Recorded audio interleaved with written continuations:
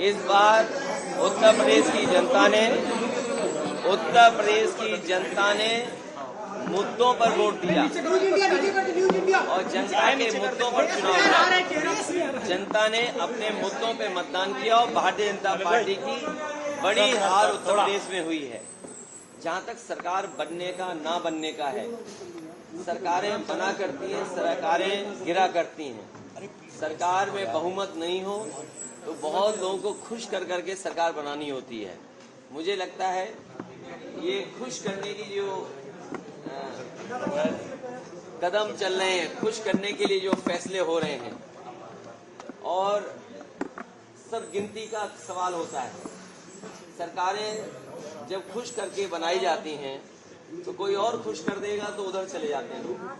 हमें उम्मीद है कि जनता ने जो फैसला देश के सामने लिया है, संविधान, आरक्षण और लोकतंत्र मजबूत हो, हमें उम्मीद है कि आने वाले समय में ऐसी चीजें आप देखोगे कि लोग उनके लिए साथ खड़े दिखाई देंगे। अयोध्या से भी आप लोगों को जीत मिली है।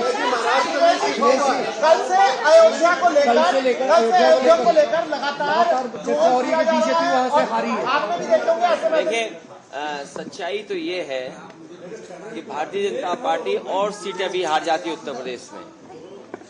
भारतीय जनता पार्टी और भी सीटें हारती उत्तर प्रदेश में। आप जब अयोध्या का नाम ले रहे हैं, अयोध्या की जनता का मैं धन्यवाद देता हूं। अयोध्या की जनता का दुख दर्द आपने भी समय समय पर देखा होगा। उन्हें जो उम्मीद थी वहां की जनता को, जिस तरह के सरकार का कामकाज था, लोगों को मुआवजा नहीं दिया सही जमीन का, लोगों के साथ अन्याय किया, आपने मार्केट की कीमत से जमीनें नहीं ली उनकी। जब लैंड एक्विजिशन करने के लिए आप चले तो आपने दबाव बना करके, झूठे मुकदमे लगा करके उनसे जमीन छीन ली। न जाने कितने व्यापारियों को आपने दुख संकट पहुंचाया जो 100 साल से रह रहे थे, 100 साल से लोग रह रहे थे। ऐसे भी परिवार हैं जो अपनी गाय भैंस के साथ, जानवरों के साथ 100 साल से रह रहे थे, आपने उन्हें उजाड़ दिया। आप किसी पुण्य काम के लिए आप गरीबों को उजाड़ रहे हैं। तो इसीलिए मैं समझता हूं अयोध्या और आसपास की जनता ने भारतीय जनता पार्टी के खिलाफ मतदान किया। मुख्यमंत्री आ जा रहे हैं, योगी आदित्यनाथ आज दिल्ली आ रहे हैं सर, उनको तलब किया गया। तो अगर दिल्ली आ रहे हैं तो मेरा आपसे निवेदन है, दिल्ली में रोक लो, यूपी को भेजते वापस। सर, अब आपकी सीट जो विधानसभा की सीट है, उससे कौन चुनाव लड़ेगा? आपका मन हो तो बताओ, हम लड़ा दें आपको भी। सीधा सा सवाल है, क्या अभी कोई स्थिति आप देखते हैं इंडिया गठबंधन की सरकार? मैंने आपसे कहा कि खुश करने से सरकारें बन रही हैं, तो कोई खुश और भी कर सकता है। सर, कल खड़गे जी ने कहा अभी उम्मीद बाकी है। खड़गे जी ने कहा लोकतंत्र में और गिनती जब होती है तो आस और उम्मीद कभी खत्म नहीं होनी चाहिए। आस हमेशा बनी रहनी चाहिए, उम्मीद हमेशा रहनी चाहिए। कितने दिनों में उम्मीद है कि पार्लियामेंट की रणनीति क्या डिस्कस हुई कल सर? अभी बता दें आपको। सर आप दिल्ली में हैं। अभी तक उत्तर प्रदेश में हार की जिम्मेदारी भारतीय जनता पार्टी में से किसी ने नहीं लिया। मैं एक बार फिर अपने मीडिया कर्मियों का धन्यवाद देता हूं, क्योंकि जो मैं लगातार कहता था कि मंत्रिमंडल बदल जाए, मीडिया मंडल बदल जाए, कुछ चीजें नहीं बदल पाई हैं। अखिलेश जी, जयंत जी से बातचीत करेंगे आप लोग अगर जरूरत पड़ी तो?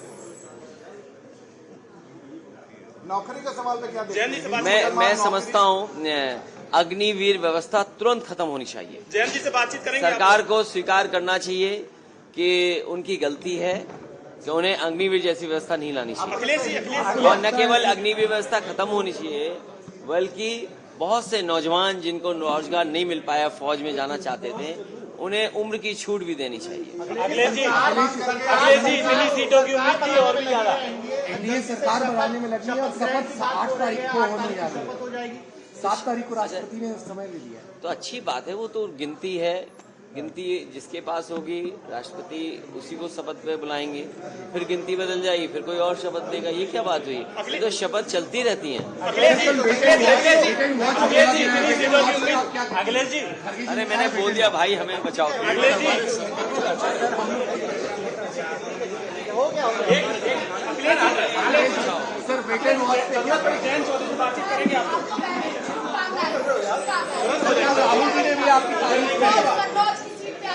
मैं कन्नौज की जनता का बहुत धन्यवाद देता हूँ कि उन्होंने सकारात्मक राजनीति को दोबारा सकारात्मक राजनीति के पक्ष में मतदान किया। कन्नौज की सुगंध और महकेगी और दूर तक जाएगी। 37 सीटें आई हैं सर आपकी पार्टी में उत्तर प्रदेश में। मैं जनता का धन्यवाद करता हूँ। सर अखिलेश जी नेताजी की अनुपस्थिति में आपने रिकॉर्ड जीत हासिल की, उनको किस तरीके से याद कर रहे हैं? पहला चुनाव लोकसभा। देखिए, नेताजी रहते तो हमारे आपके लिए सब के लिए खुशी की बात होती है, लेकिन कुछ चीजों पे बस किसी का नहीं चलता है। लेकिन जहाँ कहीं भी नेताजी रहे होंगे या होंगे, उन्हें अच्छा लग रहा होगा कि समाजवादियों ने आज उत्तर प्रदेश में बहुत सीटें जीती हैं। जीत का मार्जिन बहुत ज्यादा, जीत का मार्जिन कई सीटों पर। पहले दिन से लेकर आज चुनाव के आखिरी दिन तक पीडीए ने कहा, आपको लग रहा है वही की फैक्टर भी बना? देखिए, पीडीए की लड़ाई बड़ी है और पीडीए के लिए लोगों को जागरूक करना, पीडीए आंदोलन के लिए लोगों को जोड़ना, पीडीए के तमाम सवाल हैं उनका जवाब सरकार से मांगना। मान लीजिए सबसे प्रतिष्ठित यूनिवर्सिटी जेएनयू है, क्या पीडीए परिवार वहाँ 15% से भी ज्यादा है? क्या 15% से भी ज्यादा है वहाँ पर? मान लीजिए और प्रतिष्ठित इंस्टीट्यूशंस हैं, उसमें पीडीए परिवार के लोग कितने हैं? तो पीडीए की जीत जरूर हुई आज यूपी में, लेकिन पीडीए को लेकर के लड़ाई जो लड़ी जा रही है वो लंबी लड़ाई है।